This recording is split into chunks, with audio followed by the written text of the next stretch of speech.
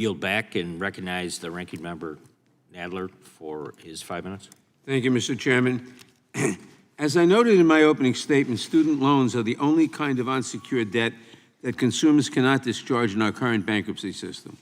Although we generally imagine a young person when we consider tackling the issue of student loan debt, this issue affects people of all ages, and increasingly it's our senior citizens with loans going back many decades who are shouldering this non-dischargeable debt.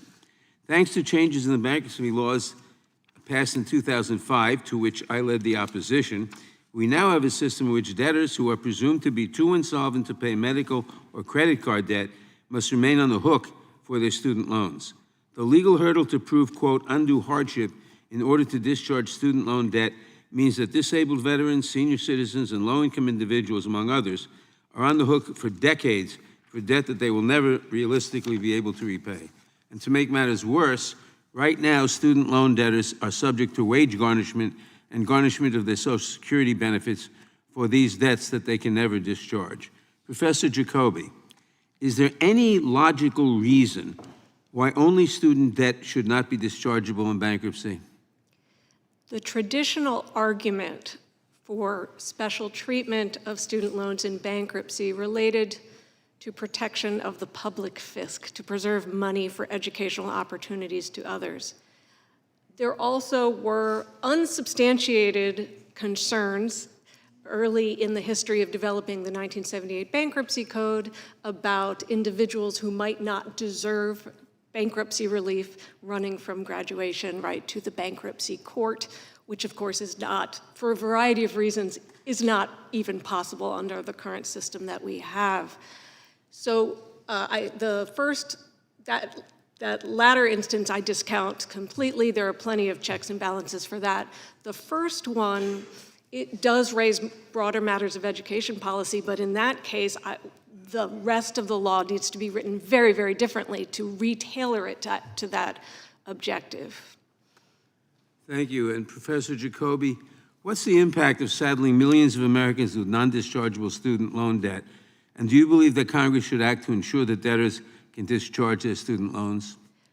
I believe that this part of the Bankruptcy Code is well overdue for reform. I think this section of the Bankruptcy Code, 523A8, is indeed broken, and that none of the members of this esteemed subcommittee would write it this way if you were to do it today. So I hope you do act. And should we make a distinction between private and public loans? Yes. Why? To your original point about where student loans fall in the general range of unsecured debts, there is no reason to distinguish a loan for food or medical care made by a private for-profit lender from a loan that someone might use while they are a student in their education. Those are loans that are part of our marketplace and can manage the risk very differently. Thank you. And finally, Professor Jacoby, the undue hardship standard was added to address presumed or feared abuse of our bankruptcy standard. Is this a realistic fear?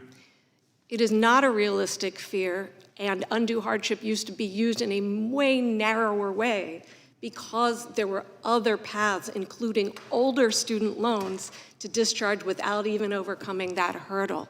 So that's two reasons why undue hardship does not work today in our system. And why is it different from what it used to be? It used to be that if a loan had been under repayment for 5 years and then 7 years, that it could be discharged in bankruptcy independent of any questions of undue hardship.